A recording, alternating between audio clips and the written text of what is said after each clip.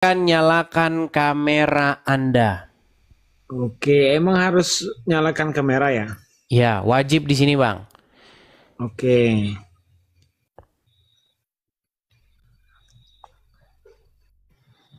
Oke, Oke, silakan, udah. Bang. Duduk, Bang. Saya Orang Islam di nih sini memang nggak ada bacaan- adabnya. Orang Islam nih memang nggak ada. Bang, duduk. Kenapa, Bang? Duduk. Sambil duduk. Oke, sambil Iya. duduk. Tunjukin Oke, Islam tuh punya kita sambil adab. duduk. Iya. Silakan. Nah, di sini Bang Edis mengatakan 101 bukti Islam adalah cacat, Cacat logika. Ya, bagian mananya, Bang, yang cacat logika? Banyak, Bang. Yang mana? Baik. Bang, kita ambil contoh-contoh yang ringan saja ya, Bang ya. Kalau Anda punya sumur nggak di rumah? Punya. Oke. Kalau sumur itu saya buang bangkai anjing ke situ, bangkai tikus, pembalut wanita, ya, dan yang kotor-kotor. Kira-kira sumur itu masih Anda pakai nggak? Kalau saya mengetahui hal itu, ya saya akan laporkan yang mengotorkan itu. Kan? Kalau ngomong sama orang Islam kayak gini.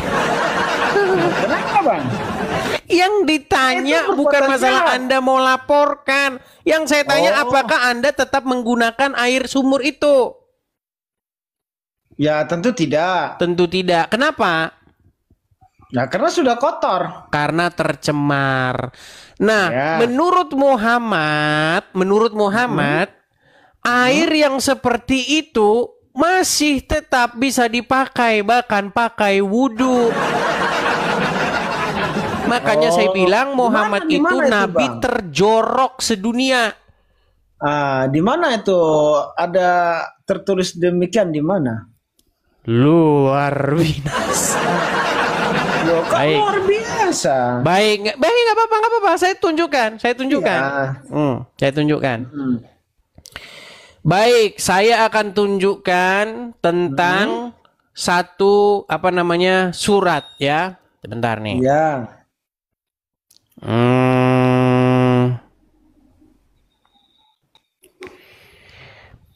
Saya suruh Anda yang membaca ya. Teman-teman, kita harus bersabar karena kita berbicara dengan orang-orang Islam yang tidak memahami agama Islam. Barang siapa agama Islam sudah memahami agama Islam, dia akan meninggalkannya. Ya, itu kata Abang. Baik. Nggak apa-apa. Oke, saya tunjukkan ya Bang ya. Nih. Ini ada sebuah hadis ya. Hadis Bab tentang sumur sebuah sumur, namanya sumur bid'ah ya. Di dalam kitab Sunan An-Nasai nomor 324. Dikatakan telah mengabarkan kepada kami dan seterusnya telah mengabarkan kepada kami dan seterusnya. Bisa baca dengan benar tidak? Oke, nggak apa-apa. Telah mengabarkan kepada kami Harun bin Abdullah. Dia berkata, telah menceritakan kepada kami Abu Usama. Dia berkata, telah menceritakan kepada kami Al-Walid bin Katsir. Dia berkata, telah menceritakan kepada kami Muhammad bin Ka'ab. Dari Ubaidillah. Abdurrahman bin Rafi'i. Dan Al-Qudri. Dia berkata, Rasulullah Shallallahu Alaihi Wasallam pernah ditanya, wahai Rasulullah Shallallahu Alaihi Wasallam, apakah kita boleh wudhu dari sumur bud'ah? Yaitu sumur yang dijadikan sebagai pembuangan daging-daging anjing dan kotoran-kotoran haid serta barang-barang yang busuk.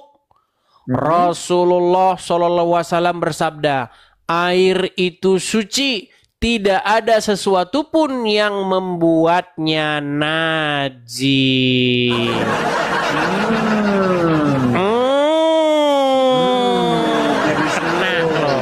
Sekarang saya tanya, menurut Muhammad air bisa najis nggak? Ya, air itu suci. Memang benar air itu suci. Oke, berarti kalau ada anjing, bangkai anjing dilemparin ke sumurmu, berarti sumurmu tetap suci. Nah, tergantung Bang, tergantung kapasitas airnya. Tergantung Bang. Ya, kapasitas airnya itu seberapa banyak gitu. Berat. Menurut Kayak Muhammad gini, air bisa kotor nggak? Menurut Oke, Muhammad? begini ya. Ketika Abang Edis ya, Bang Edis ini katakanlah di tengah hutan, ya. Di hutan itu kan kita nggak tahu air yang mengalir itu ada bangkai kerbau, bangkai babi, bangkai segala macam. Ketika dia sudah mengalir, ya kan? Udah saya bilang, ketika orang Islam ngomong agama Ya. Islam, otaknya tidak akan dipakai Tidak, Bang. lagi. Tadi, Islam. sebentar Bang, Ya. tadi itu Anda bukan memperkarakan perkara ini loh. Tadi Anda itu perkara. Iya. Mana? Tunjukkan Tapi hadisnya. Anda nggak tahu. Tenang. Eh. Dengar. Kenapa sih? Tadi, sebentar. Sebelum Takut sekali Anda kalau saya saya tunjukkan, bicara. sebelum Saya Anda belum saya bertanya tunjukkan ini, Bang. pernyataan Saya hanya Muhammad. ingin menjelaskan. Bisa saya bicara? Iya. Sebelum Anda Abang kan saya sudah tunjukkan bertanya. pernyataan dari Muhammad, Oke. Anda mengatakan bahwa sumur itu najis, airnya kotor. Bahkan Anda mengatakan akan saya laporkan orang yang melemparkan bangkai anjing ke sumur saya. Iya. Tadi perkara kita bukan soal air itu najis atau tidak. Anda sudah sepakat dengan itu. Perkara kita tadi adalah Anda menyuruh saya tunjukkan. Tunjukkan Maka dari mana Muhammad situ. pernah ngomong gitu. Oke. Setelah saya tunjukkan, Anda ngeles maka lagi. dari situ di dalam Islam, Bang Edis ya, di dalam Islam ada yang namanya air itu dijelaskan oleh Imam Syafi'i bahwa air itu apa saya lupa namanya. Air itu bukan suci. Jadi air tidak bisa dikotori. Air nggak bisa dikotori, maksudnya? Bisa nggak air itu menjadi terkontaminasi? Ya bisa, Kata Muhammad tidak bisa. bisa Bang. Loh, tadi hadis ini menunjukkan Muhammad menyimpulkan bahwa air itu Gini. tidak bisa terkontaminasi. Bentar. Nih, saya balikin lagi dah. Memang Bentar. luar biasa, sungguh Nggak nekat apa-apa. yang nyata. Dengar. Nggak apa-apa. Coba Anda yang baca nih, M. Ardiansyah. Nih, Nggak apa-apa. apakah kita boleh wudhu dari sumur budla'ah?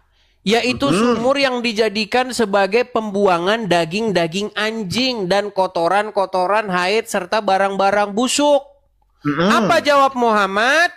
Rasulullah bersabda, air itu suci. Tidak ada suatu apapun yang membuatnya najis. Jadi menurut Muhammad, air itu suci, nggak bisa dinajiskan oleh apapun. Makanya saya bilang Muhammad perlu dibawa ke rumah sakit jiwa. Lu gimana sih? Bagaimana mungkin air tidak bisa terkontaminasi? Ya bisa lah, gimana? Bisa. Tetapi Bang, hadis itu ada penjelasannya tentang air itu. Contoh Imam Syafi'i yang membagi air itu menjadi beberapa bagian. Ntar saya lupa, saya carikan dulu di sini di depan saya tentang bab wudu. Makanya agama mereka ini agama Imam Syafi'i, Imam Hanafi, Imam Hambali. Memang Jadi benar, Bang, memang intinya benar, begini, tenang dulu lah. Biar saya closing dulu ya, Gini. Anda itu tadi tidak mempermasalahkan itu loh. Bahkan Anda itu sudah sepakat dengan saya mengenai tentang air yang terkontaminasi. Cuman masalahnya apa? Masalahnya itu Anda menyuruh saya membuktikan mana ada pernyataan Muhammad yang begitu. Itu tadi masalahnya. Anda meragukan bahwa saya itu memfitnah. Setelah saya tunjukkan hadisnya, sekarang Anda berkelit. Saya tidak mengatakan Bang Edis. Terus kenapa tadi Anda mengatakan mana hadisnya? Mana ada kayak begitu? Iya, Kenapa saya tadi belum Anda bilang tahu. begitu? Kalau itu di Sunan Nasa'i saya belum pernah baca, tapi terima kasih Bang Edis sudah menyampaikannya kepada saya. Makanya lebih baik Anda mengaku, oh Bang ternyata memang benar Anda tidak berdusta, Anda tidak Anda tidak menghujat, ternyata emang benar ada dalilnya. Itu jawaban yang lebih baik, Bang, daripada Anda berkelit. Iya, benar. Nah, sekarang Anda sudah setuju bahwa Islam memiliki kecacatan logika? Yang cacat logikanya itu cara Anda berpikir. Berat, saudara. Itu yang salahnya itu. Oke, saya kasih lagi. Bang, tenang. Ini ada gelas nih. Enggak. Tenang dulu, tenang. Biar saya sambung lagi. Ini ada gelas. Silakan. Kalau ada lalat hijau tuh dari tempat sampah, masuk ke dalam. Menurut Muhammad, itu air terkontaminasi nggak? Ya, saya sudah paham tentang lalat itu. Menurut Muhammad, kalau ada lalat masuk ke dalam air minummu, maka lalat itu harus dicelupin ke dalam, betul? Benar. Kemudian lalatnya diambil, dibuang, airnya diminum, betul? Benar. Makanya saya bilang Muhammad itu nabi yang paling jorok. Makanya Bang Edis, bacanya jangan separuh-separuh. Karena di hadis itu ada penjelasannya. Di sayapnya lalat itu di sebelah kiri mengandung racun, sedangkan sebelah kanan adalah bagian penawarnya. Oke, berarti kalau ada makanan itu sudah terbukti, Bang. Bahkan itu sudah terbukti dilakukan oleh salah satu ilmuwan. Ya, saya lupa namanya. Itu memang terbukti bahwa di lalat itu memang ada racun dan ada penangkal racunnya. Iya. Saya paham itu. Ya, baik, saya tanggapi, Bang. Artinya begini, Bang. Di dalam surah Al-Quran. Tenang dulu. Ya. Bentar. Saya boleh menjelaskan nggak? Silakan. Karena di dalam Al-Quran sudah dijelaskan di dalam surah An-Nisa, ya ayyuhalladzina amanu atiullah wa atiur rasul. Artinya yang memerintahkan kita ini untuk mentaati Rasul itu adalah Allah itu sendiri, yaitu Sang Pencipta. Apabila kita tidak mentaati seorang Rasul yang telah diutus olehnya, maka secara tidak langsung kita ini tidak mentaati Allah, tidak mentaati Tuhan. Karena itu yang memerintahkan kita untuk taat kepada Rasul wa ulul amri minkum, dan pemimpin itu yang memerintahkan langsung adalah Sang Pencipta. Sudah? Artinya kita menuruti apa yang diperintahkan oleh Sang Pencipta. Sudah? Oke. Nah, sedangkan saya boleh tanya nggak? Tenang, belum selesai, belum saya tanggapi kok, gimana? Saya tanggapi dulu. Oke. Tadi Anda mengatakan bahwa menurut penelitian ya bahwa lalat itu mengandung obat. Di sebelah kanan ke sayapnya mengandung racun, di sebelah kirinya mengandung obat. Makanya saya bilang, Bang, menjadi orang Islam itu adalah cara menjadi tidak waras lagi. Bang, sekarang saya tanya. Bang, Anda pasti pernah punya anak kecil ya? Saya kalau anak kecil belum punya, Bang. Berarti belum punya anak? Belum. Oke. Bang, seandainya Anda punya anak, lalu Anda kasih susu ya, lalu di susunya itu hinggaplah lalat hijau tuh dari sampah, cemplung masuk ke dalam. Anda praktekkan nggak itu ajaran Muhammad? Celup-celupin, mandi kau lalat di dalam sini. Anda kasih nggak itu sama anakmu? Nanti, Bang, kalau saya tenang dulu sebentar. Anda kasih nggak sama anakmu itu? Oke. Kalau saya ya selaku orang yang beriman, maka saya akan turuti apa yang telah diajarkan oleh Rasulullah SAW. Berarti anak Anda kasih air susu yang dihinggapi lalat. Nggak apa-apa. Nah, makanya saya bilang teman-teman, Islam mengakibatkan orang tidak waras. Ya itu ajaran Islam, ya terima saja. Ini makanya saya bilang, kalau orang ngikutin Muhammad, maka dia itu akan menjadi orang yang miring.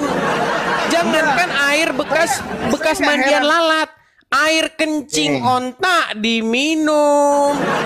Kencing loh, Bang, kencing. Benar. Saya udah paham itu. Saya paham Kencing itu. ontak diminum, bekas mandian lalat diminum, Iya, iya. air bekas bangkai, air yang apa? Tempat pembuangan bangkai dipakai wudhu. Makanya saya bilang, Bang, kalau Anda ngikutin Muhammad, pasti Anda tidak waras.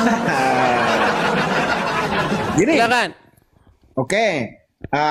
Anda boleh mengatakan hal demikian karena orang Islam itu rata-rata cerdas, ya.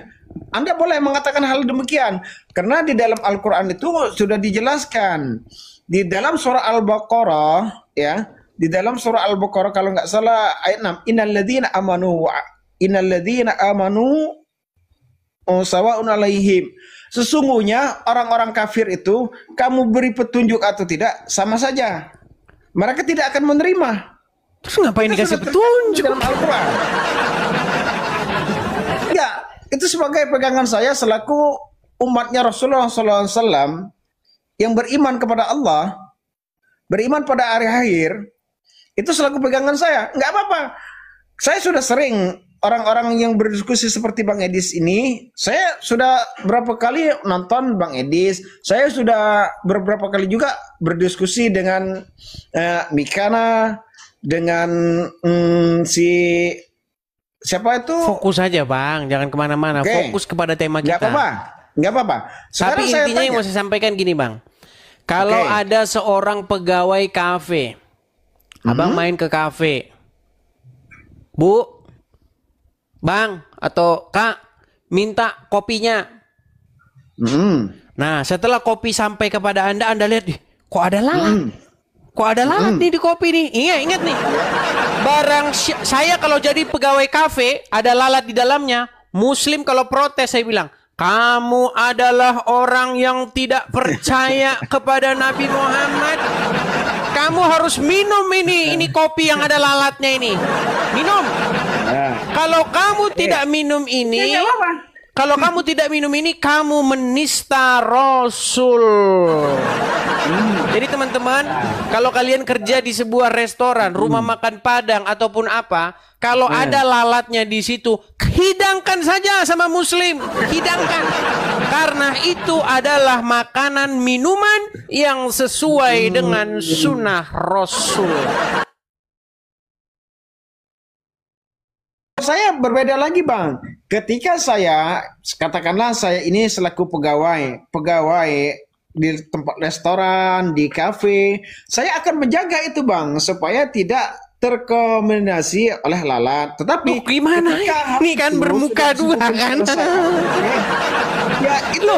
Kenapa Anda jadi bermuka dua? Kewajiban kita. Tadi katanya di dalam sayap Karena lalat kita ada selaku racun pelanggan. dan ada penawarnya. Artinya lalat itu mau masuk mau tidak masuk artinya akan sama saja. Kalau ada lalat masuk pun dia tidak akan tercemar, betul? Oke. Ketika saya membuat sebuah minuman atau makanan itu ada lalatnya, ya. Kalau saya berdagang, maka saya akan ganti baru karena nggak etis dong. Loh, saya berikan bukankah kepada itu pelanggan sunnah Rasul?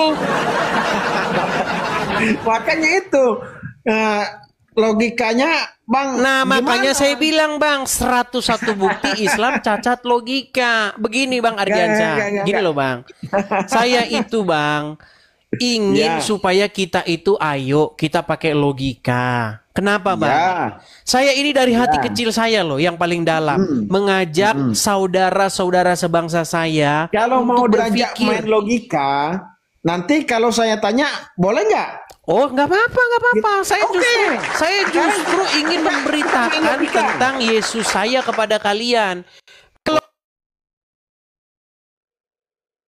Jadikan Yesus sebagai pemimpinmu, sebagai junjunganmu, sebagai yang harus Anda taati dan patuhi. Pasti Anda tidak akan miring seperti Anda menjadikan Muhammad sebagai junjunganmu. Tidak pernah Tuhan Yesus kami mengajarkan yang jorok-jorok begitu. Oke, Silakan. ya itu terserah abang itu kan menurut pendapat abang. Berbeda lagi menurut kalau misalkan di dalam kitab yang abang anggap suci itu berbeda lagi. Tentang pernyataan Yesus sendiri berbeda jauh. Bang Edis menganggap, saya tanya dulu, Bang Edis ini, Yesus ini menurut Bang Edis, atau yang kami sebut Nabi Isa ini, menurut Bang Edis ini Tuhan atau bukan sih? Bang, itu pertanyaan sudah sering ditanya ratusan kali. Yesus itu Tuhan. Bukan cuman Yesus yang Tuhan, Bang. Kalau Anda tanya sama saya, Muhammad itu Tuhan. Saya juga percaya, Bang, Muhammad itu Tuhan. Tuhannya orang Islam. Kalau Anda tanya sama saya, apakah Yesus itu Tuhan bagi saya? Iya. Tapi Yesus itu bukan Tuhan Anda. Karena Anda tidak menjadikannya sebagai Tuhan. Tuhan Anda adalah Allah dan Muhammad. Apa sih Tuhan itu? Coba saya tanya dulu sama Anda. Begini, Bang. Tuhan itu gelar. Banyak, sebentar, pelan-pelan. Banyak orang Islam, orang Kristen, pendeta, ustadz, itu nggak ngerti definisi Tuhan. Penyakitnya di situ, Bang. Makanya debat kusir terus. Coba sekarang kita bahas nih. Tuhan tuh bahasa apa sih? Ya, Tuhan itu adalah gelar menurut saya. Itu gelar. Bang, pertanyaan saya, Tuhan tuh bahasa apa? Ya, kalau Tuhan itu saya kurang paham. Kalau berasal dari kata itu bahasa apa, saya kurang paham. Tuhan itu bahasa Indonesia, Bang. Bahasa Indonesia, oke. Sedangkan kita di sini itu, karena kita membahas Islam dan Kristen, sumbernya itu bukan bahasa Indonesia, Bang. Oke. Sumbernya itu kalau di Islam bahasa Arab, kalau di Kristen bahasa Ibrani ataupun bahasa Yunani. Jadi kata yang kita bahas ini adalah kata kurios. Apakah Yesus itu kurios? Kalau dalam bahasa Arabnya itu apakah Yesus itu Rob? Ya Rob, Yesus itu. Yesus itu kurios. Dan yang kurios bukan cuma Yesus, Bang. Yang kurios tuh banyak. Termasuk Muhammad itu kurios. Kuriosnya orang Islam, Robnya umat Islam.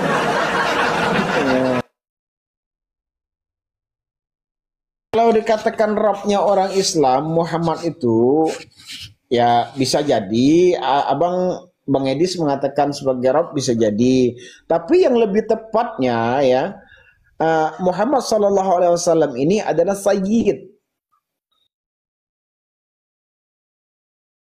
Ketika kita membahas masalah ini, itu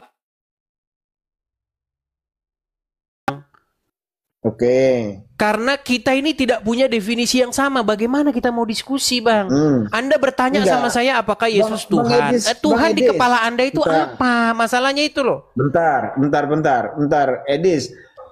Saya kok perasaan digiring terus, ditanya terus. Silakan. Kita ini mau interogasi atau mau diskusi? Silakan. Apa pertanyaan Anda? Oke.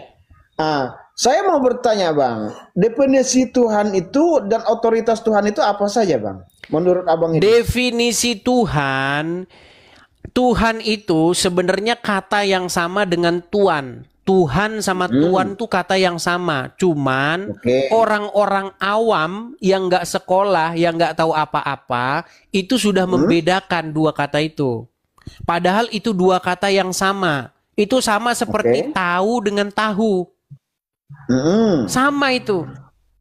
Artinya adalah suatu apapun yang kepadanya Anda mengabdikan diri. Contoh, misalnya gini.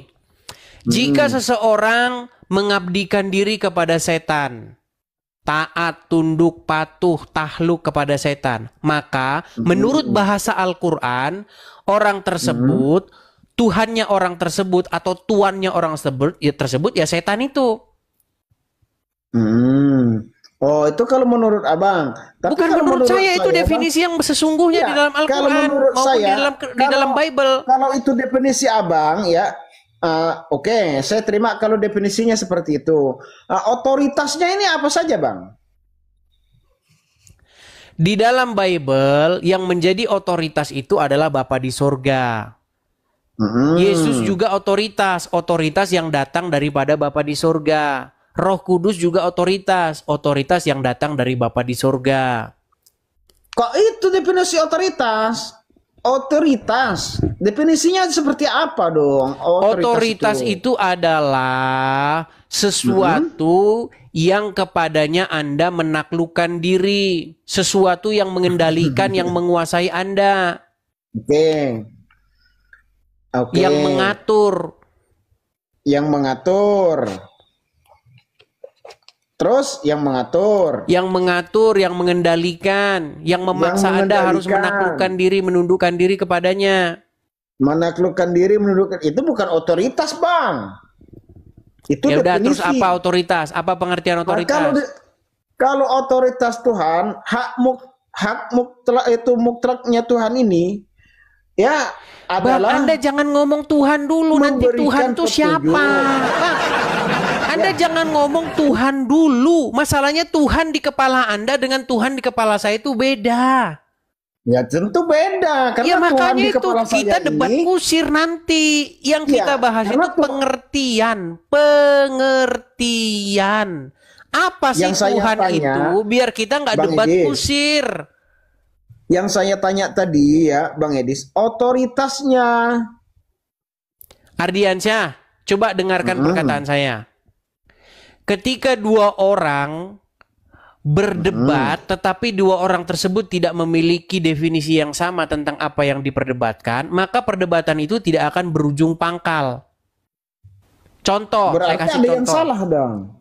Berarti ada yang salah. Salah satunya jika nggak sama gini loh Bang Edis. Definisi benar itu kalau menurut saya begini ya. Kalau menurut saya pribadi, definisi benar itu sesuai dengan apa yang saya katakan, sesuai dengan kenyataan. Itu baru benar. Oke, di dalam Al-Quran kalau kamu cek bahasa Arabnya itu ada nggak huruf Tuhan, Tuhan? Nggak ada Tuhan. Nggak ada. Terus apa? Terus kata yang diterjemahkan sebagai kata Tuhan tuh kata apa dalam bahasa Arabnya? Rob. Oke. Rob itu bisa nggak ditujukan kepada manusia? Bisa. Bisa. Nah, sekarang berarti secara kaidah bahasa tidak masalah bahwa seseorang itu adalah Rob atau Tuhan, betul? Nah, inilah secara kaidah bahasa memang tidak masalah. Tidak masalah. Nah, berarti pertanyaan saya, yang apakah menjadi masalah di sini, tenang, belum selesai saya. Oke, Berarti saya Muhammad ikuti itu Anda. kedudukan Muhammad di tengah-tengah umat Islam sebagai Rob atau tidak?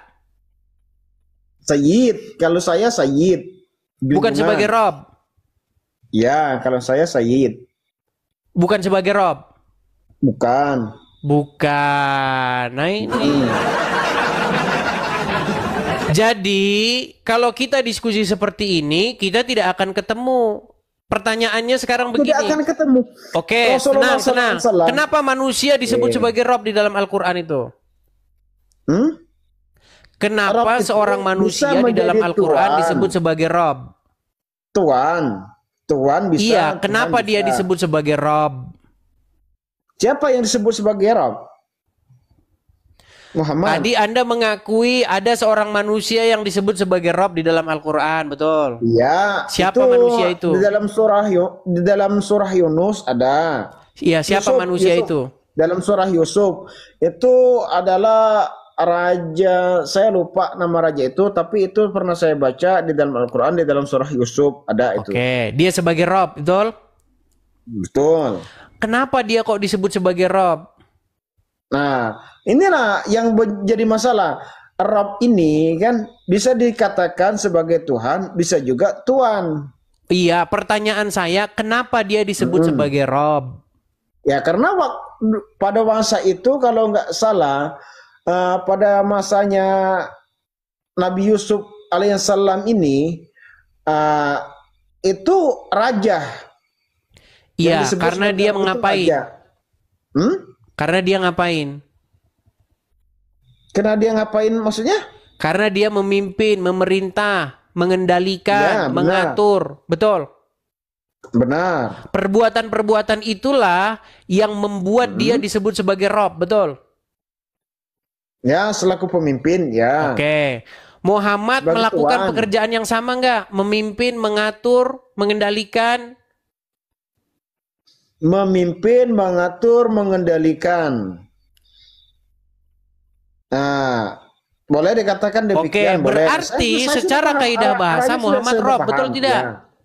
Ya, arahnya sudah saya sudah paham itu. Iya, Betul, terus saya kenapa katakan Anda betul. ngeles Muhammad sebagai Rob? Iya, benar. Oke, berarti Allah adalah Rob kalian, Muhammad pun juga Rob kalian, betul? Oke, kalau Anda mengatakan hal demikian nggak apa-apa. Ah, berarti Rob kalian ada berapa? Kalau saya, Tuhan saya ada satu. Ah, inilah mulai ini. Akrobat memang mereka ini. Kamu Karena itu kerjanya di dalam akrobat. Al-Quran- Gimana kita mau diskusi? Bang Edis, di dalam Makanya gini loh, Al-Quran, biar kita di gini, dalam hadis pun untuk memecah mengaku dengar, sebagai supaya Tuhan. kita tidak buntu dalam sebuah diskusi, kita harus cari dulu sebuah definisinya. Iya, definisinya. Nah, Benar. definisi kurios di dalam Bible itu sama dengan definisi Rob di dalam Al-Quran itu. Kurios itu adalah sesuatu Kurios. atau seseorang yang mengendalikan sesuatu, yang memiliki pengatur, pemimpin, junjungan. Itu maksudnya kurios itu. Ya. Nah, Nah, jadi kalau ketika Yesus seperti sebagai itu, tenang, Yesus sebagai Tuhan, Rob kurios, itu nggak bikin pusing kalau Anda mengerti pengertiannya. iya. Saya sudah mengerti itu. Nah, Yang kalau jadi Anda masalah sudah di mengerti sini, begini loh, pengertiannya, Bang. berarti kita ini sebenarnya sudah sampai kepada titik kesepakatan. Bapa di sorga sebagai Tuan, sebagai kurios, sebagai Rob. Karena apa? Karena kami menyerahkan ketaklukan kami kepadanya. Kami membuat dia yang memimpin kami, yang mengendalikan kami. Dengan cara bagaimana? Dengan cara kami patuh kepada dia, mengikuti perintah-perintahnya. Makanya dia jadi tuan kami, jadi rob Mengikuti kami. perintah-perintahnya. Bang Edis mengaku mengikuti segala perintah-perintahnya. Jangan dulu Nanti bahas saya- perintah-perintahnya. Dengar Iya, dulu. nanti kalau Ardiansyah, saya bawakan kita bukan dalilnya- mau merinci perintah-perintahnya apa saja. Oke. Kalau saya Kita bawakan, ini memberi pengertian dulu. Kenapa dia bisa jadi Rob? Kenapa dia jadi Tuhan itu? Kenapa jadi Tuhan itu? Kenapa? Iya. Karena seperti itu posisinya. Bang Edis ini sudah mengatakan tadi bahwa mengikuti segala perintahnya. Apa Bang Edis nggak pernah baca itu yang namanya Bible? Kalau di dalam Bible itu ada larangan untuk membuat patung, untuk menyembah patung. Ada larangan loh Bang. Betul. Nah, kenapa hal demikian masih ada yang melakukannya? Sedangkan Siapa yang itu melakukannya? perintah Tuhan. Ya, Siapa yang melakukannya? kalau di tempat Bang Edi sendiri di gereja-gereja itu ada nggak patung di dalamnya, Bang? Kalau Anda ke gereja kami, kalau Anda temui di situ ada patung dan kami sujud-sujud kepadanya, saya lompat dari Monas. Oke, berarti nggak ada patung-patungnya di gereja Abang ya? Nggak ada. Patung Yesus nggak ada. Nggak ada. Patung Bunda Maria juga Nggak ada. Maria juga nggak ada. Nggak ada. Oke, alhamdulillah kalau nggak ada. Berarti Bang Edis ini sudah mentaati hal yang demikian. 10 hukum Taurat salah satunya sudah ditaati sama Bang Edis. Oke. Mantap itu, Bang. Bagus. Terus umat Islam sekarang yang sujud kepada batu, nyium-nyiumin batu, memberi salam kepada batu. Sujud kepada batu, nyium-nyiumin batu. Oh, tentang Hajar Aswad ini. Yang mau dibahas Hajar Aswad itu. Anda dengan bangganya mengatakan bahwasannya Mengatakan jangan menyembah patung. Sementara Ya, Anda Islam benar. nyembah batu. Gimana sih?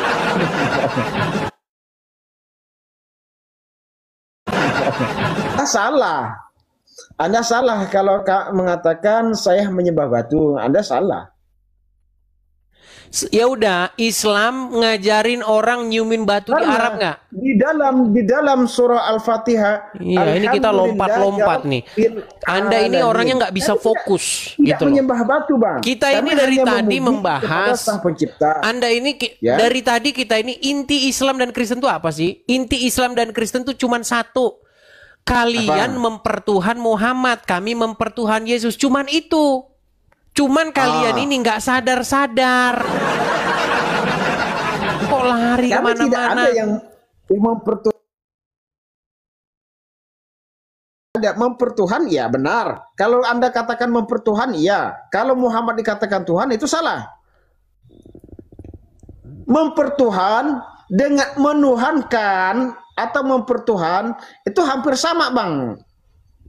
Berarti menuruti hawa nafsu. Ada nggak orang yang mempertuhankan manusia? Banyak. Kenapa dia disebut mempertuhankan manusia? Nah, karena dia menuruti hawa nafsu. Karena manusia ini bukan Tuhan. Tuhan yang benar itu hanya satu. Kalau mempertuhan berarti mengikuti hawa nafsu. Benar tidak? Allah mengikuti hawa nafsunya Kalau Muhammad nggak? mempertuhan artinya mengikuti kehendak atau hawa nafsu kita sendiri. Itu Allah mengikuti hawa mempertuhan, Bang, nafsunya namanya. Muhammad nggak? Hah? Allah mengikuti hawa nafsunya Muhammad nggak? Kok Allah mengikuti hawa nafsunya Muhammad? Gimana? Aduh. Iya, Allah mengikuti hawa nafsunya Muhammad. Menurut hadis, udah mulai mau habis kata-katanya. enggak. Jebakannya udah mulai mau Menurut habis. hadis Allah itu pekerjaannya itu menuruti hawa nafsunya Muhammad. Menuruti hawa nafsunya Muhammad. Ya Allah ya Rabbi ya Karim. Lu nggak percaya? Mau saya tunjukin? Makanya saya bilang, Bang, saya itu mempercayai bahwa Allah itu mempertuhankan Muhammad. Allah Kalau saya ditanya mempertuhankan apakah Allah apa? punya Tuhan, saya jawab iya. Allah punya Tuhan. Siapa Tuhannya Allah? Ya Muhammad itu sendiri. Ya, itu terserah abang. Kalau abang berpikirnya seperti itu, Bahkan kalau Anda tanya sama saya, apakah Allah itu Ya. diciptakan? Saya jawab iya. Allah itu adalah ciptaan. Siapa yang menciptakan Allah? Ya Muhammad. Gimana? Iya, imajinasi, ya, imajinasi yang Iya. menciptakan itu imajinasi. Ya, Jadi benar. Kenapa? Muhammad menciptakan Allah pada abad ke-7. Ada tujuannya. Ada tujuannya. Tujuannya adalah untuk membuat Tuhan baru mengendalikan manusia supaya manusia itu berada dalam kontrolnya Muhammad. Anda salah, Bang. Anda salah. Bukan pada abad ke-7 Allah itu ada, Bang. Pada zaman Nabi Musa alaihissalam Allah sudah ada. Ya, itu namanya klaim teologis. Gini, kok nggak logis? Bukan nggak logis, Bang. Duluan Itu Nabi klaim Musa, teologis. Lo klaim teologis bagaimana? Kalau Anda mengatakan Allah itu ada di zaman Musa, itu kan Muhammad Ya. yang ngomong. Nah, itu Musa sendiri yang mengakui, Bang. Oke, Musa berbahasa apa? Nah, Musa ini berbahasa Ibrani kalau nggak salah. Oke, Bang. di dalam kamus bahasa Ibrani ada nggak kata Allah? Di dalam kamus bahasa, di dalam Bible abang sendiri ada loh Musa mengatakan ketika Musa Ditanya apa? Bang, di dalam kamus bahasa Ibrani, adakah ditemukan kosakata Allah? saya nggak belajar bahasa Ibrani, Bang. Jawabannya tidak ada. Oke, tidak ada. Oke. Nah, kalau tidak ada, bagaimana mungkin Anda mengatakan bahwa Musa menyebut-nyebut nama Allah? Loh, sedangkan berarti abang tidak percaya di dalam Bible-nya. Sudah tidak Bang, percaya di dengan dalam kitab Bible sucinya. tidak ada kata Allah, Bang. Loh, kok nggak ada? Terjemahan. Tidak ada kata Allah.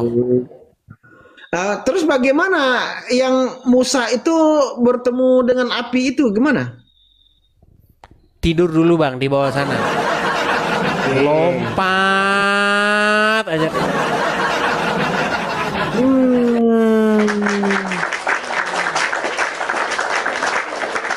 Heran saya dengan kalian ini. Lompat ke sana, lompat ke sini. Intinya, wahai kaum muslimin wal muslimat, saya ingin menyadarkan kalian bahwa selama ini kalian itu telah membuat diri kalian takluk, tunduk, patuh kepada seorang manusia yang bernama Muhammad. Jika Anda menaklukkan diri, menundukkan diri kepada iblis, kepada setan, menurut Al-Quran, Anda telah mempertuhankan setan itu. Dengan cara bagaimana?